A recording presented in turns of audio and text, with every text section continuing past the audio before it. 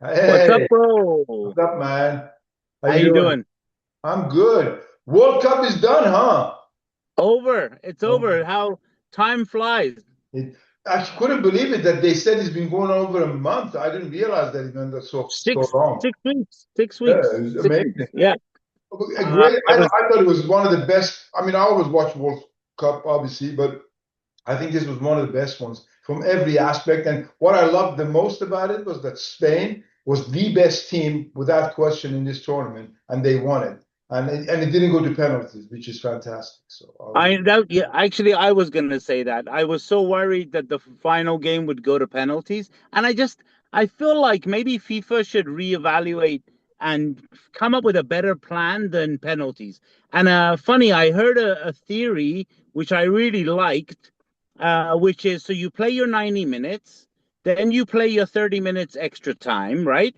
Then after that, sorry. You play your 90 minutes, that's fine. Then during that 30 minutes of extra time, every 5 minutes you lose a player. Every 5 minutes, one player leaves. So eventually you potentially could be down to just one versus one. Actually, on And that then topic, in the NHL, in the hockey tournament, in the Stanley Cup, what happens is when they get to overtime, if nobody wins, actually overtime in the regular season, not the playoffs. During the regular right. season, if it's tied, they go into over like a sudden death, which is whoever wins. They go 3-on-3 instead of being 5-on-5. They'll be three Oh, on three. Really, really oh, very exciting. So, I mean, you could potentially say in soccer, they could go down to 5-on-5, you know? 5 on 5, Now yeah. everybody's completely dead, and now they got to be this big pitch for 5-on-5. Yeah, I agree. At least the final shouldn't be decided on penalty. That's just not, it's, Because penalties is too much weighted on luck. It's yes, not always skill. So, speaking of skill, yes. guess what happened to me last week? Well, What? not to me. Our washing machine broke down. Okay.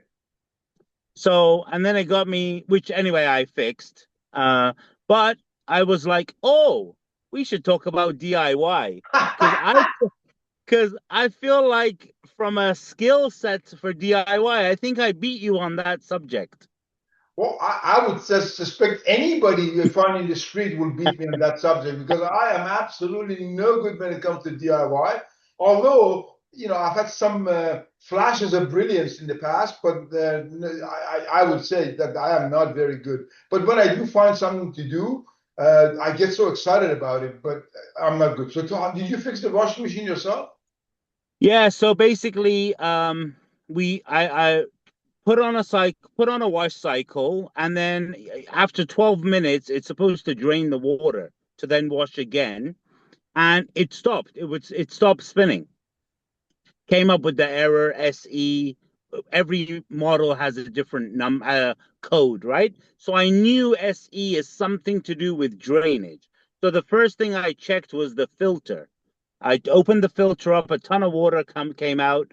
But filter was clean, not a single hair, not a single hair tie, nothing in the filter. So right away I knew it was the pump. It was the water pump because that's how they work. They cycle for 10 minutes, then it drains the water. And when the water comes down, it has to be pumped up through the exit pipe to then go out through the pipe in the house. So I Mhm. knew it was that. So luckily I was home. So I popped down to the parts place, and it's a common part. It's a common issue with a lot of washing machines. So they always have it. So I have the part. I came home, took the top panel off, took the front panel off, changed the water pump. It's just like a USB plug sort of thing. Okay, You cool. unplug it, few screws, changed it, ran a cycle, like ran a Nice. quick cycle just to make sure. So done. So and then that's why the whole time I was thinking to myself, if this was Sorab, there's no way he would be taking apart a washing machine No, I to would be do the afraid. pump. And I then would be that's why afraid. I was like, oh, we should because I've done you know that we me and my wife's uncle, we replaced all the carpets in the house Yes. and turned it into laminate. Yes, at the time I didn't know what I was doing, and I learned from. But he's very good, so you had the support, so you could do it with somebody. But Yeah, I could never so we did attempt to do that. something like that And myself. then I know that I'm pretty handy with electricity, so so every light fixture in our house is changed. I Yeah. changed every light fixture to whatever design the wife wanted. So and then what else did I do? Oh yeah, and then there was we moved a mirror which exposed two electrical like sockets, which looked so horrible. So I was able to rewire it down to below the fireplace and Wow. fill up the hole with the drywall, repaint it, did Ah, all that. So yeah, I know wow, that is fantastic. Well, that surprises me. I would have never put you down as somebody who can do DIY, but I was really surprised. That's amazing. That's good. yeah, no. And obviously anyway, it got me thinking about DIY, and then I was like looking into it. Like 1950s was when the DIY, quote, the do it yourself, really became popular. Like Mhm. 1950s, which is a long time ago, Yeah, pretty sure. much. Well, I mean, that makes sense because in those days probably it was even more pertinent. Nowadays, you just change the tires, change the part, and it's done. Whereas in the old days, like whenever you took your car into service, they didn't just immediately change the part; they actually fixed the part, and so They fixed the part. they had to be very creative and doing all of that. Actually, I remember going with dad to body shops and replacing. We had a Mitsubishi Galant, and I remember it changed. They just changed the wing above the. I don't know what in England they call it the wing, Yeah. but here they call it something else above the arch, wheel arch. Okay. Um, so I do remember doing that, but nowadays I don't know. Cars are very different now. So anyway, I wondered if you has your DIY skills got any better or We want not much improve. It's actually interesting because my story of kind of DIY. So when I left Iran, as you know, when I was 17, I couldn't do anything. Like I was absolutely nothing, zero. So when we lived in Bangladesh, when you rented a house, there was nothing. Like there was no fan. You had to install a fan. You had to install lights okay. and everything. So having to do it a few times, I became really good at that. Me and a bunch of friends, so we had actually become a team that anybody who rented any of the in our circle rented a house, we would go in and together within a half a day we'd put the fans on for them, we put the lights on for them. So that was the extent of my DIY, but that's about it. But then when we came to England, we had bought if you remember, our very first house we bought. It was in the early 80s, 83 maybe or something. And in those days, we had a lot of money. So try to get it as cheap as possible. There was a brand new construction, but for every little thing you had to pay. So one of the things was the Oh, backyard. So I said, just leave the backyard. We don't need the backyard fixed because it costs money. So I decided to do it myself. Now our backyard had a slope from when you came out of the oh, house. You had a slope, so you had to flatten the slope to create some kind of a patio. I wanted to create a patio, and I did some reading. In those days, there was no internet to go and yeah, Google yeah. it. There was that to go find a book, a DIY book, and read about it. And so I found out that what you need to do is you need to build a wall just as the slope comes to an end. You need to build the wall with the bricks and then fill it with some kind of rock or bricks or whatever, and then pour the cement into it. So I thought Oh, I'm going to build a brick wall myself. So I I dug I dug the ground, and I had read that you can't just put the bricks on top of each other. You have to put them, you have to put them in a way that they don't go straight on top of each other. There has to be yes. staged, right? Staggered, yeah. Staggered, yeah, thank you. That's the word. So I knew that I had to do that. So, but obviously, when you're doing this kind of thing, you have to measure every time you lay a layer. You got to measure it. I didn't do any of that stuff. So I dug the ground fine. I started putting the first row, which is fine, and then I started building the row. By the time I got to the half, my wall looked like it was wavy, right? But I thought that's okay. It doesn't really matter because we're going to put a cement here, so that's okay. So anyway, I built the wall.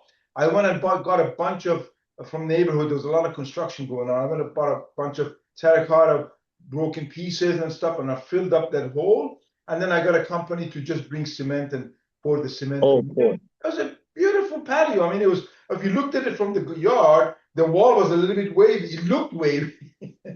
Yeah. But the patio was fine. We had a great, so this is not where the story ends. Many years later, 10, 15 years later, we went back there with the kids just to show them where, with our kids, with their wife, to see where we lived, right? So we go there, we're in the neighborhood. It's a small neighborhood. Everybody sees as soon as you come, everybody knows. So the people who were in the house we were living in came out and they said, hey, who are you? And then we told them, yeah, we used to live here. And I said, how do you like your patio? I made the patio. Then they said, oh, well, really? Well, that's wonderful. We had such a great time in this, for this, that, the other. And then they said, do you want to come have a look? I said, yeah, sure. Well, first thing was, having lived in Canada for a few years, I walked into this house. It felt like a mouse house. I Closet, mean, it was, closet. yeah, closet. It was so small. Wow, it feels so small. But at the time, it was our house. We loved it and everything. Anyway, I go to the backyard and there's this beautiful patio. I mean, all decked up and everything. It was nothing like what I had to do. Somebody What? obviously Oh, had knocked, the people before them had knocked it out and had built their own a beautiful patio. I said, no, I didn't make this one. This is somebody else's work. So that's the you, extent of, but I was very proud of it, because it's very fulfilling. You know that. If you do yeah. something yourself, it's very, very fulfilling. So I really enjoyed doing it. Well, that's good that you. That's honestly, I was this in Eastbourne or This one, yeah, yeah, yeah. Langley? Langley, South right? Langley. Well, yeah, it was further. Yeah, it is Langley. It was, yeah. Yeah, Langley. Shalfleet Yeah, Close. The address was Shalfleet Close. Chalfield Close. I remember. And there was a little Circle C corner store. There That's was a right. Yeah, little yeah. That shop. just There was a opened. little Yeah, convenience store. Was that's that right. still there when you went by? I can't remember. Do you remember if it's I still there? can't remember. I don't remember. But it was a very, because there was a school that had just built when we moved there, and our son went to that school. So we went and looked at. In fact, Lady Diana came and opened officially opened the school, The and we went school. and saw Lady Oh. Diana. Yeah, it was Oh, cool. it was. No, I wonder if you mentioned it about YouTube and videos and Googling. I wonder if DIY nowadays is easier than it was back then. Very, you can YouTube anything. I mean, right now, even I can do DIY because YouTube just tells you exactly what to do. So it's just a question of Yeah. having the will to do it.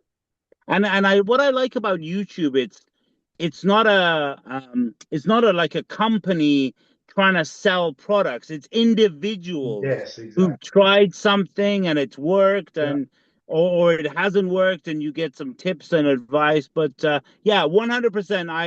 I'm not quick to jump to do DIY stuff, but if I have to, I will. And it's for sure it's the reward. It's the rewarding feeling that once you've done it, like the electrical sockets that I was saying that I moved, like honestly, every time I walk past that wall, I'm like, Yeah. oh, I did that. It's so, so, Yeah, so, you're so unbraver. interesting. I would never attempt, even looking at YouTube, doing any electrical stuff. I am just not confident in myself to be able to do that. So good for you for doing it. That's great. No, it was really, really good. And cutting the drywall, that was my first time cutting the drywall so that I can fit the new socket in and then run the wire from the top down. And actually funny, the one that I did that because when they build these houses, they usually run extra cable just in case if you in the future. For But sure. of course, our house, no, they didn't run extra cable.